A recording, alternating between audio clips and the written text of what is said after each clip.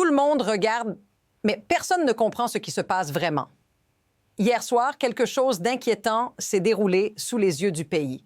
D'un côté, un président qui publie encore et encore des messages de plus en plus explosifs. De l'autre, des actions bien réelles qui se déroulent loin des caméras, dans des bureaux électoraux, avec des agents fédéraux et des boîtes de bulletins. Et c'est là que le paradoxe devient vertigineux. Parce que ce que vous voyez à l'écran ressemble à du chaos. Mais ce qui se passe en coulisses ressemble à une stratégie. Ce n'est pas seulement une histoire sur Donald Trump. C'est une histoire sur ce que ce genre de spirale peut déclencher dans un pays entier. Et pourquoi, cette fois, ça pourrait toucher directement votre vie, votre confiance, votre futur. Et le détail le plus troublant n'est pas ce qu'il a dit, c'est ce qu'ils ont commencé à faire pendant que tout le monde regardait ailleurs. Pendant que ces publications s'enchaînaient, le récit a commencé à prendre une forme beaucoup plus large.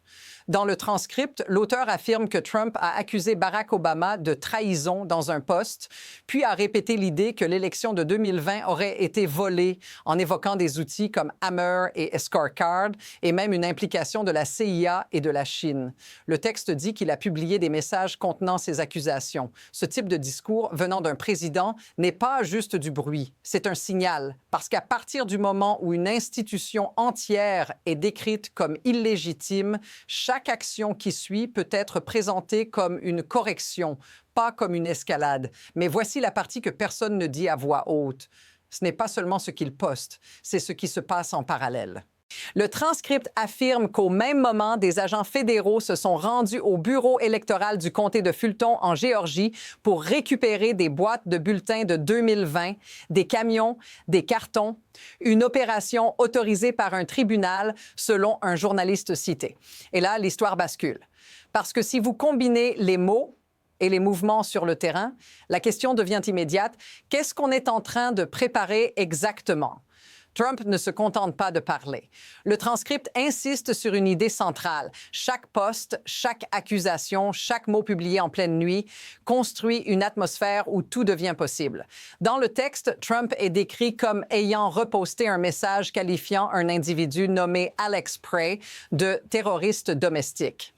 Il est aussi dit que la famille de cette personne aurait engagé un avocat. Ce genre d'étiquette lancée publiquement n'est jamais anodine. Parce qu'une fois que quelqu'un est nommé terroriste, le public est préparé à accepter presque n'importe quelle réponse de l'État. Mais voici ce qu'ils ne nichent jamais. Ils ne disent pas « stop, on va calmer le jeu ». Au contraire, selon ce transcript, la machine continue. Trump attaque aussi le gouverneur Tim Walz, puis publie une phrase brute « Maybe it's time to shut the up and let him cook ». Le texte cite directement cette publication. Et prenez une seconde. Un président en pleine fonction qui parle comme un influenceur en guerre culturelle pendant que des opérations fédérales se déroulent sur le terrain. C'est là que la normalisation devient le vrai danger. Parce que ce n'est pas un incident isolé. C'est un rythme, poste, accusation, ennemi, opération, nouvelle cible. Et maintenant, regardez comment ça s'élargit. Le transcript affirme qu'une autre figure publique, Dr. Oz, aurait lancé à Los Angeles une offensive médiatique accusant la communauté arménienne d'être liée à une fraude et à des mobsters. Le texte décrit une scène dans une boulangerie arménienne avec des propos sur un dialecte de mafia. Ce n'est plus seulement de la politique, c'est une méthode, associer des groupes entiers à la criminalité pour déplacer la peur vers des communautés visibles. Mais ici, l'histoire flippe encore. Parce qu'une fois que vous avez besoin d'un ennemi intérieur, vous pouvez toujours en trouver un nouveau. Et la question devient, qui est le prochain? D'accord. Et maintenant, on entre dans la zone où tout s'accélère. Parce qu'à ce stade, ce n'est plus seulement une série de posts agressifs ou de provocations isolées, c'est une escalade. Dans le transcript, Trump est décrit comme affirmant qu'il y aurait encore plus de fraude en Californie, contrôlée par des mobsters russes, et que des arrestations doivent avoir lieu. Puis une phrase apparaît, presque absurde par son contraste. Le narrateur souligne qu'au-dessus d'une photo de Trump avec son petit enfant, il y aurait aussi une photo de Vladimir Poutine. C'est un détail visuel mentionné explicitement. Mais voici pourquoi ce détail change tout. Parce que l'accusation permanente d'ennemis extérieurs ou de conspiration sert souvent à détourner l'attention d'une réalité plus simple. Le pouvoir cherche à contrôler le récit, coûte que coûte. Et c'est là que ça ressemble à quelque chose de déjà vu. Pas dans un manuel, pas dans une théorie, mais dans l'histoire réelle des pays où la politique cesse d'être un débat et devient une chasse. Chaque époque a son moment où l'impensable devient banal, où des mots comme trahison, terroriste, fraude massive ne sont plus des exceptions, mais des outils quotidiens. Attention, Reset. Maintenant, regardez comment ça escalade encore plus vite. Le transcript affirme que Trump aurait déclaré qu'environ 89 % des Somaliens seraient impliqués dans une fraude sociale au Minnesota. Ce chiffre est cité dans le texte. Même si ce chiffre est contestable ou invérifiable ici, l'impact est immédiat. Quand vous jetez un pourcentage aussi énorme sur un groupe entier, vous ne faites pas de politique, vous fabriquez un soupçon collectif. Et pendant que tout le monde se dispute sur les mots, les actions continuent parce que pendant qu'on parle, des agents sont déjà en mouvement. Et c'est exactement là que cette histoire devient beaucoup plus grande qu'un simple scandale médiatique. Très bien. Et maintenant, on arrive au deuxième choc de preuve, plus lourd, plus concret. Parce que le transcript ne reste pas seulement dans les déclarations, il décrit une scène précise. Un journaliste nommé Greg Bluestein est cité disant qu'il se trouvait devant les bureaux électoraux du comté de Fulton, en Géorgie, où le FBI aurait confirmé une activité autorisée par un tribunal. Puis vient l'image des agents fédéraux, des entrepôts, des boîtes de bulletins de vote de 2020, des camions. Le texte affirme que des box of ballots ont été récupérés. Et c'est ici que la contradiction devient impossible à ignorer. Parce que, selon le transcript, Trump continue de publier que l'élection de 2020 a été volée, alors même que, toujours selon le texte, chaque cour fédérale aurait rejeté ces accusations. Cette phrase apparaît dans le transcript. Ce n'est pas seulement une obsession du passé, c'est une tentative de réactiver une guerre déjà perdue, mais avec de nouveaux outils. Mais voici la partie que personne ne peut expliquer facilement. Pourquoi maintenant? Pourquoi rouvrir ce théâtre 5 ans plus tard avec des agents sur place? Le président du comité du comté, Rob Pitts, est cité dans le transcript exprimant une inquiétude directe. Nous ne savons pas où les bulletins sont emmenés. Nous ne savons pas ce qui va leur arriver. Cette incertitude est rapportée. Et c'est là que l'histoire se retourne complètement, parce que la démocratie repose sur une chose simple, la confiance dans le processus. Et si vous semez le doute sur les urnes, sur les bulletins, sur les institutions, alors vous ne changez pas juste une élection, vous changez le sol sous les pieds de tout le pays. Et la vraie question devient, qu'est-ce qui vient après quand même les preuves physiques sont déplacées hors de vue? D'accord. Et maintenant, tout s'empile, rapidement, sans respiration, parce que dans ce transcript, on voit apparaître une mini-crise en cascade. Pendant que ces opérations électorales sont décrites en Géorgie, le texte affirme aussi que Trump mène une politique d'expulsion agressive via ICE avec des scènes dans la rue et que cela provoque une réaction publique. Puis, un détail important surgit, même Fox News, décrite ici comme média de régime, par le narrateur, diffuse des chiffres inquiétants. Le transcript cite un sondage demandant « Êtes-vous mieux financièrement qu'il y a un an? » 24 % répondent « mieux ». 39 % répondent « pire ». Ces chiffres sont dans le texte. Attention, Reset. Mais voici la partie que personne ne dit clairement. Ce n'est pas seulement une question de politique, c'est une question de perception collective. Quand l'économie semble instable, quand les opérations de sécurité deviennent plus visibles, quand les discours se radicalisent, le pays entre dans une zone de pression. Et ça ne s'arrête pas là. Fox est aussi cité rapportant qu'une majorité, 59 %, jugerait les efforts de déportation trop agressifs. Encore un chiffre concret. 59 %. Cela signifie que même parmi des publics traditionnellement favorables à une ligne dure, quelque chose commence à craquer. Et maintenant, ajoutez le dernier élément de la pile. Le transcript évoque 2 killings in Minnesota, des scènes choquantes qui circulent à l'écran. Cette mention existe, même si aucun détail supplémentaire n'est donné ici. Et c'est ça, le sentiment de perte de contrôle, parce que tout arrive en même temps. Accusations massives, raids, déportation, sondages négatifs, violences évoquées, communautés ciblées. Et la question finale tombe comme un poids. Qu'est-ce qui se passe si cette spirale continue? Je continue. Et maintenant, on change d'angle, parce que la rétention maximale vient quand l'histoire touche directement le spectateur. Pas les élites, pas les tweets, vous. Dans le transcript, l'idée centrale est que ces opérations, immigration, raids, accusations, ne restent pas abstraites.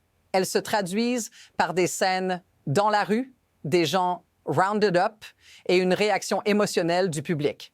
Un commentateur sur Fox dit même « Nous sommes un peuple compatissant. Même les immigrés illégaux ne sont pas en dehors de cette compassion. » Cette phrase est rapportée et c'est là que ça devient réel, parce que quand les images commencent à ressembler à une traque, la politique cesse d'être un débat. Elle devient une atmosphère. Imaginez ça une seconde. Vous êtes dans votre ville. Vous voyez des agents. Vous voyez des gens arrêtés. Vous entendez des chiffres lancés contre des communautés entières. Et soudain, ce n'est plus la télé. C'est votre quotidien. Attention, reset. Maintenant, regardez ce que ça fait à la confiance. Le transcript insiste sur une chute brutale du soutien parmi les électeurs latinos.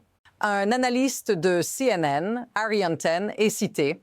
Trump aurait chuté de plus de 20 points en approbation nette chez les Latinos. Et sur son programme de déportation, 34 points underwater. Ces chiffres sont explicitement donnés. Ce genre de bascule ne reste jamais isolé.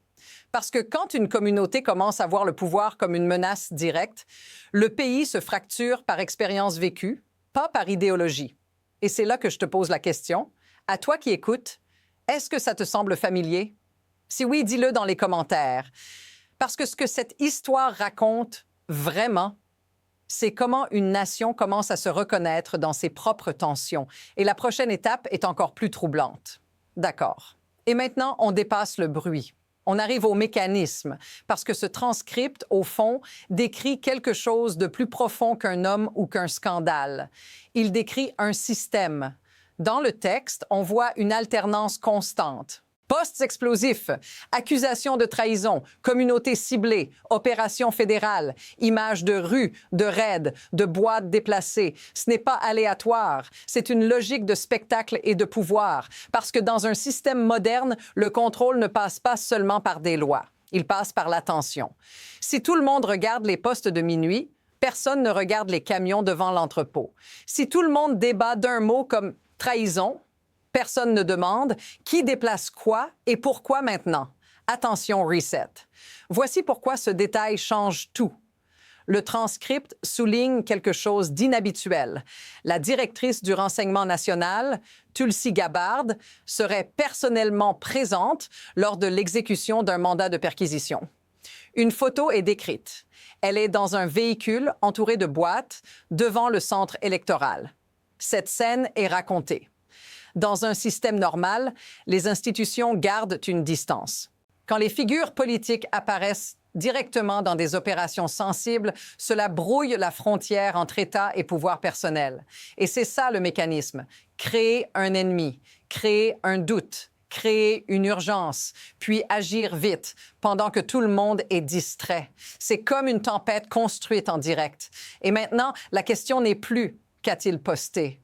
La question devient « qu'est-ce que ce système est en train de rendre possible juste devant nous? » Très bien. Et maintenant, on arrive au futur proche, parce que c'est là que la tension maximale se construit. Rien n'est figé, tout est en mouvement. Selon le transcript, les sondages commencent à se retourner. Une partie du public juge les expulsions trop agressives. Les Latinos basculent massivement contre Trump. Même des voix auparavant favorables commencent à critiquer. Un podcasteur, Andrew Schultz, est cité disant « 5% des gens déportés sont des criminels violents ». Ce chiffre apparaît dans le texte. Et il ajoute une phrase choc. « Si vous parlez de pédophiles, mais que vous ne publiez pas la liste Epstein, taisez-vous ». Cette citation est rapportée. Attention, reset, maintenant. Regardez comme ça se fragmente. Quand même, les alliés médiatiques commencent à exprimer du dégoût. Le mouvement entre dans une zone instable. Et à partir d'ici, deux trajectoires se dessinent. Première possibilité, le système ralentit. Les institutions reprennent de la distance. Les opérations deviennent plus encadrées. La pression politique force un retour à la normalité. Mais la deuxième possibilité, c'est l'escalade. Parce que si le pouvoir sent que l'opinion glisse, il peut être tenté d'accélérer encore plus fort. Plus d'ennemis, plus de raids, plus de spectacles, plus de justice annoncée contre des figures symboliques. Le transcript commence avec Trump accusant Obama de trahison et réactivant 2020. Ce sont des signaux d'une politique tournée vers la confrontation, pas la résolution. Et c'est là que la sensation devient glaçante. On a l'impression que le prochain mouvement est déjà en train de se former. La seule inconnue, c'est jusqu'où. D'accord.